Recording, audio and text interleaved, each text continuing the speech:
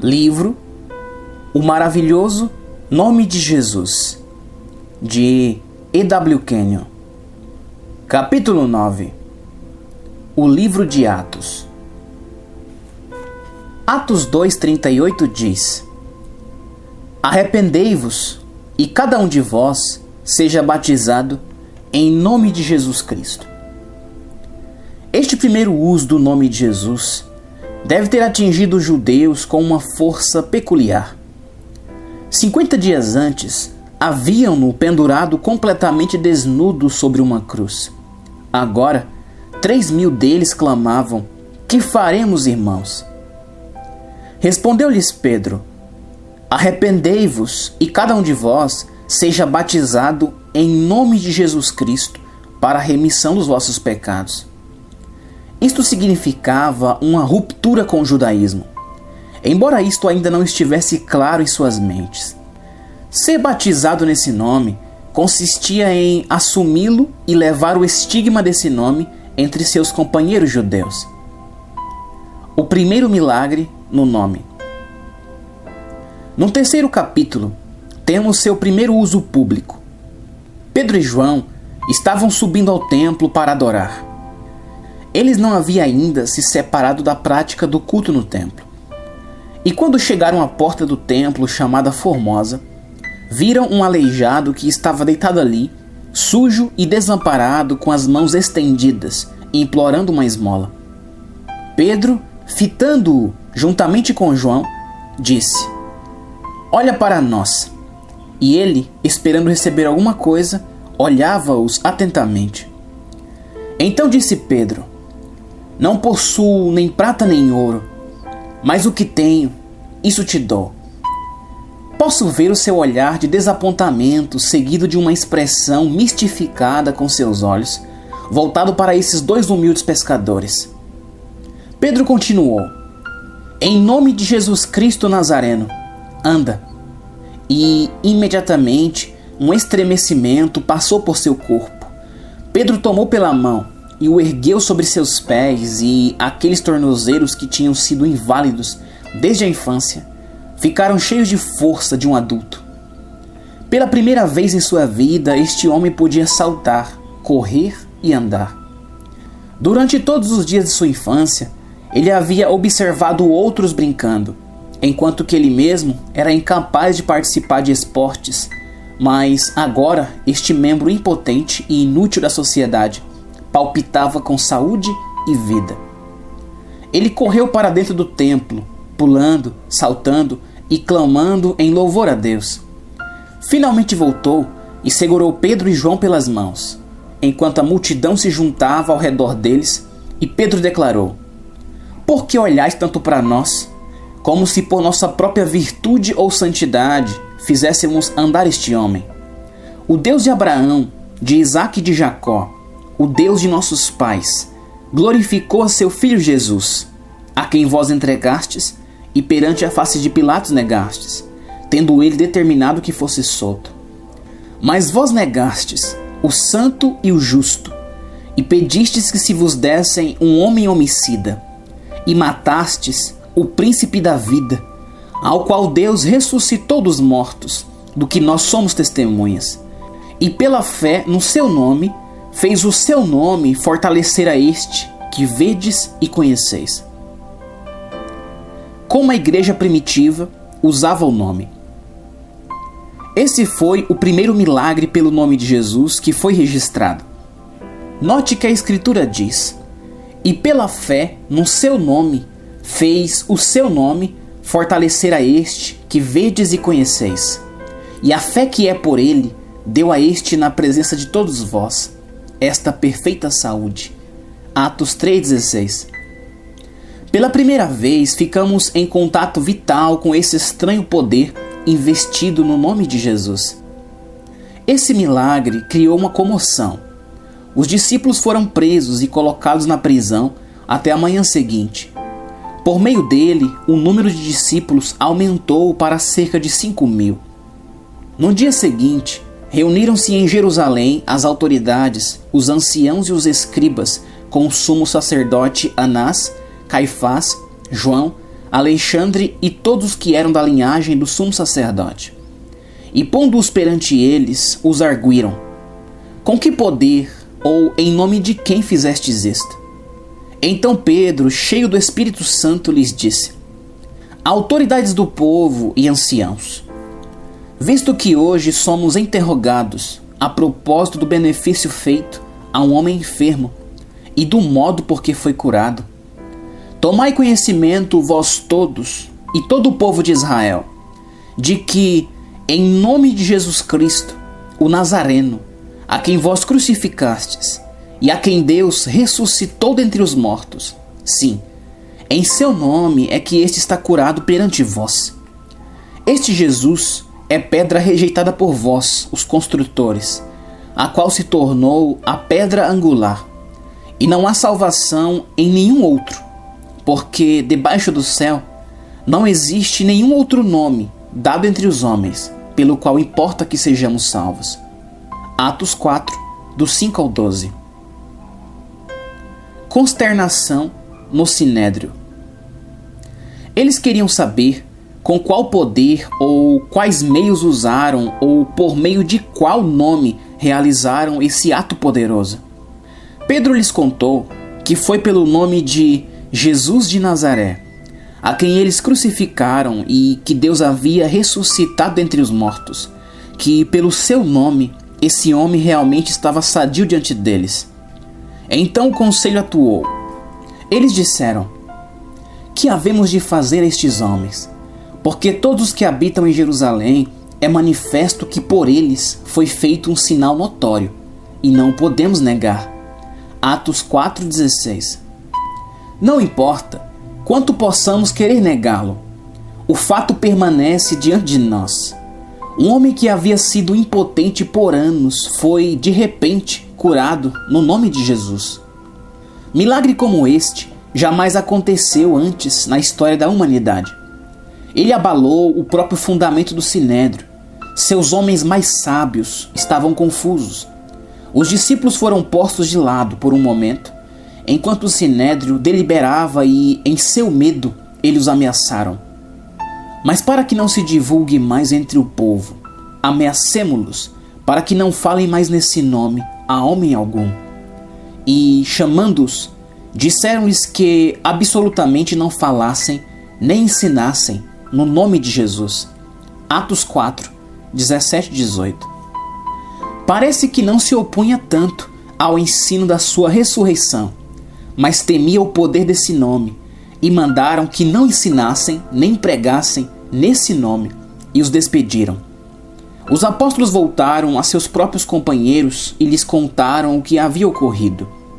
Em seguida, vemos aquela notável oração no qual disseram: agora, pois, ó Senhor, olha para as suas ameaças e concede aos teus servos que falem com toda a ousadia a tua palavra, enquanto estendes a mão para curar, e para que se façam sinais e prodígios pelo nome do teu santo Filho Jesus. Atos 4, 29 e 30. Os discípulos agora esperavam que sinais e maravilhas seguissem a pregação no nome de Jesus. Moveu-se o lugar em que estavam reunidos, e todos foram cheios do Espírito Santo, e anunciavam com ousadia a palavra de Deus. Atos 4, 31. E muitos sinais e prodígios eram feitos entre o povo pelas mãos dos apóstolos. E até das cidades circunvizinhas concorria muita gente a Jerusalém, conduzindo enfermos e atormentados de espíritos imundos, os quais eram curados. Atos 5, 12 e 16. As portas da prisão foram abertas. Eles foram presos novamente e colocados sob guarda, mas o anjo do Senhor abriu a prisão e lhes disse que fossem e se colocassem no templo e pregassem todas as palavras desta vida. Pela manhã, eles foram trazidos diante do conselho, e o sumo sacerdote lhes inquiriu, dizendo: não vos admoestamos nós expressamente que não ensinasseis nesse nome? E eis que encheste Jerusalém dessa vossa doutrina, e quereis lançar sobre nós o sangue desse homem? Atos 5, 28. Então, ocorreu um dos eventos mais dramáticos da igreja primitiva, em que o conselho ficou dividido e o poder de Deus foi de tal forma manifesto entre o povo. Gamaliel lhes advertiu para que não tocassem neles. Ele disse que eles poderiam se encontrar lutando contra Deus. Mas, em face disto, eles açoitaram os discípulos e lhes mandaram que não falassem no nome de Jesus. Então os deixaram ir. Retiraram-se, pois, da presença do conselho, regozijando-se de terem sido julgados dignos de padecer afronta pelo nome de Jesus. Atos 5:41. Nenhum estudante pode ler esta seção do livro de Atos sem ficar impressionado com o amplo espaço ocupado pelo nome de Jesus na igreja primitiva. Seguindo-se a morte de Estevão e a pregação da palavra por Filipe em Samaria, chegamos a esta declaração significativa. Mas, como crescem em Filipe, que lhes pregava acerca do reino de Deus e do nome de Jesus Cristo, e se batizavam tanto homens como mulheres. Atos 8:12. Ele não somente pregou o reino, mas pregou também o nome de Jesus. Parece que a igreja primitiva devotou tempo para instruir as pessoas quanto ao uso do nome de Jesus. Eles pareciam ter entendido que tinham o que chamaríamos hoje em dia de o direito legal de usar o nome de Jesus. O nome usado para a cura. Eles usavam o nome com relação aos enfermos. Poderia parecer que eles não orassem pelos enfermos de uma forma especial, mas que impusessem suas mãos sobre eles no nome de Jesus, ou, como disseram na Porta Formosa, no nome de Jesus Cristo de Nazaré, levante e ande. Na conversão de Paulo em Atos 9, 15 e 16, quando Deus está mandando Ananias ir batizar Paulo, ele disse assim: vai, porque este é para mim um vaso escolhido para levar o meu nome diante dos gentios e dos reis e dos filhos de Israel. E eu lhe mostrarei quanto deve padecer pelo meu nome. Esse nome de Jesus foi a arma de guerra do ministério de Paulo. Esse nome era, nas mãos de Paulo, o que a vara era nas mãos de Moisés. Se os egípcios pudessem ter roubado essa vara, poderiam ter despojado Moisés de sua arma. Se os gentios e os judeus pudessem impedir a igreja de usar o nome de Jesus, poderiam roubá-la de seu poder sobrenatural. E assim como ocorreu com Sansão quando seu cabelo foi cortado, seus membros poderiam se tornar homens comuns. A igreja moderna, tendo perdido o poder do nome de Jesus, ficou reduzida à posição de Sansão, cujo cabelo foi tosquiado. Em Atos 9, do 27 ao 29, lemos: Então Barnabé, tomando-o consigo, o trouxe aos apóstolos, e lhes contou como no caminho ele vira o Senhor, e este lhe falara, e como em Damasco falara ousadamente no nome de Jesus. E andava com eles em Jerusalém, entrando e saindo, e falava ousadamente no nome de Jesus. Isto significa mais do que simplesmente pregar o Evangelho como entendemos hoje. Novamente, no Concílio de Jerusalém, como registrado em Atos 15:14, Tiago disse: Varões e irmãos, ouve-me. Simão relatou como primeiramente Deus visitou os gentios para tomar deles um povo para o seu nome.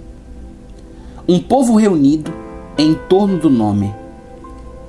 A igreja gentílica é um povo tirado do mundo para servir o nome de Jesus. E somos um povo que se reúne ao redor do nome. Quando nos reunimos como uma assembleia ou uma igreja, estamos reunidos em torno do nome de Jesus. Ela é um corpo sobrenatural, revestido com poder sobrenatural, reunido em torno de um nome sobrenatural. Que o Senhor tenha misericórdia de nós. Como caímos de nossa alta posição. Pode-se ir até a igreja ou assembleia típica e ouvir homens e mulheres suplicando a Deus por fé, lamentando sua fraqueza, confessando sua incapacidade de enfrentar a crise do momento, quando, se apenas conhecessem a verdade, eles se reuniriam ao redor do nome de Jesus, deste nome poderoso, no qual está a onipotência de Deus, o poder do dono desse nome. Mas eles não sabem. Se somente soubessem como ligar o interruptor e receber a luz e a glória e o poder da onipotência que está à sua disposição. Em Atos 16, 16 a 18, temos uma ilustração surpreendente do uso do nome. Aconteceu que, indo nós para o lugar de oração, nos saiu ao encontro uma jovem possessa de espírito adivinhador, a qual, adivinhando, dava grande lucro aos seus senhores. Seguindo a Paulo e a nós, clamava dizendo: Estes homens são servos do Deus Altíssimo, e vos anuncia o caminho da salvação. Isto se repetia por muitos dias. Então Paulo, já indignado, voltando-se, disse ao Espírito: Em nome de Jesus Cristo, eu te mando, retira-te dela. E ele, na mesma hora, saiu. A jovem foi liberta, mas os apóstolos foram presos. Depois ocorreu o milagre poderoso da abertura da prisão em Filipos, quando o carcereiro caiu tremendo aos pés de Paulo e Silas e clamando: O que faremos para sermos salvos? Eles lhe responderam: Creia no Senhor Jesus, e você será salvo. Este mesmo nome que havia libertado a jovem do poder demoníaco à tarde, agora levou esse homem até os privilégios da filiação na família de Deus. O nome de Jesus significava mais para a igreja primitiva do que significa para nós. Ele possuía um lugar em seu ministério que não lhe damos nos dias de hoje. Temos alguma coisa agora que ocupa o seu lugar? Dizem-nos que a educação assumirá o seu lugar, que a igreja não precisa mais do poder sobrenatural de Deus. Eles arrazoam assim. Temos superado o ensino do Espírito Santo, e a sabedoria do homem deve assumir o lugar do poder do nome de Cristo. Esse nome ficou despido de seu poder porque nós, através de nossas faculdades, universidades e de nosso grande desenvolvimento intelectual, temos superado a Deus e podemos realizar milagres mentais para que os milagres físicos de Deus sejam desnecessários. Que vergonha! Tornamo-nos numa igreja apóstata. Estamos nos arrastando no pó, presos à nossa ignorância. Israel, quando levado em cativeiro pelos babilônicos, é um tipo da igreja que está num cativeiro babilônico pelas forças do mundo. Nada senão um Deus sobrenatural nos libertará. Com pouco percebemos que nossas literaturas e pregações artificiais são simplesmente motivo de riso pelo inimigo. Um milagre poderoso realizado hoje, no nome de Jesus Cristo, vale mais do que 100 sermões modernistas que estão sendo pregados em muitas igrejas. Deus perdeu seu poder? Jesus saiu de atividade? Temos algum registro em algum lugar de que Deus tenha dito que o nome de Jesus não é mais necessário?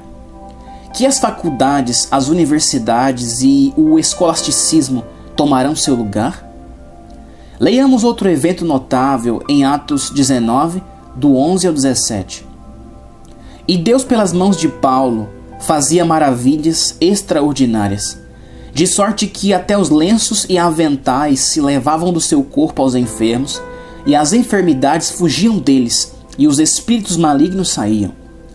E alguns dos exorcistas judeus ambulantes tentavam invocar o nome do Senhor Jesus sobre os que tinham espíritos malignos, dizendo: Esconjuro-vos por Jesus, a quem Paulo prega. Os que faziam isto eram 7 filhos de Seva, judeu principal dos sacerdotes.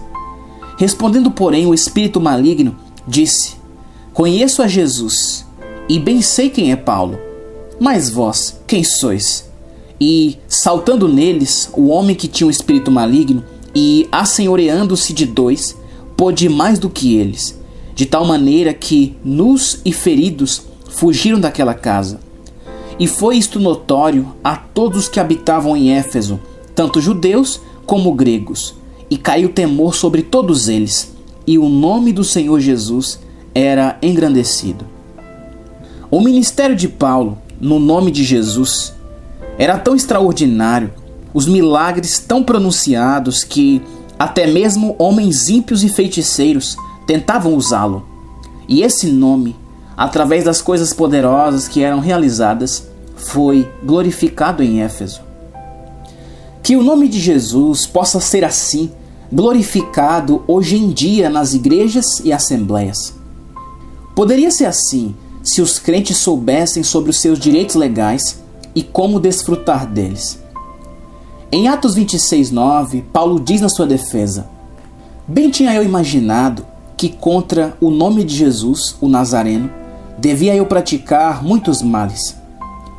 Note o lugar que Paulo dá ao nome nessa escritura, de forma que pensou que devia fazer muitas coisas contrárias ao nome. Se precisássemos tirar uma conclusão sobre o uso e o lugar do nome no livro de Atos, que diríamos? O nome de Jesus, na verdade, assumiu o lugar do Senhor que ascendeu. Onde quer que Jesus tenha sido glorificado por meio de sua presença pessoal, esse nome assumiu seu lugar. Possa o Senhor abrir nossos olhos cegos. Esse nome não perdeu nada de sua autoridade, nada de seu poder e o esforço de nos roubar de algumas das principais porções das Escrituras, através de uma interpretação dispensacional falsa das Escrituras, fracassada completamente. Pois, no ministério de Paulo para os gentios, em suas epístolas, ele dá o nome de Jesus, um lugar que refuta absolutamente todo o ensino daqueles que colocaria o poder do nome de Jesus somente sobre o período do reino. Não, o nome de Jesus pertence a nós agora. É nosso direito legal. Esse nome nos pertence. Como a igreja de hoje seria rica em poder, experiência e graça, se soubesse de seus privilégios e se levantasse nesse nome e ousasse assumi-lo.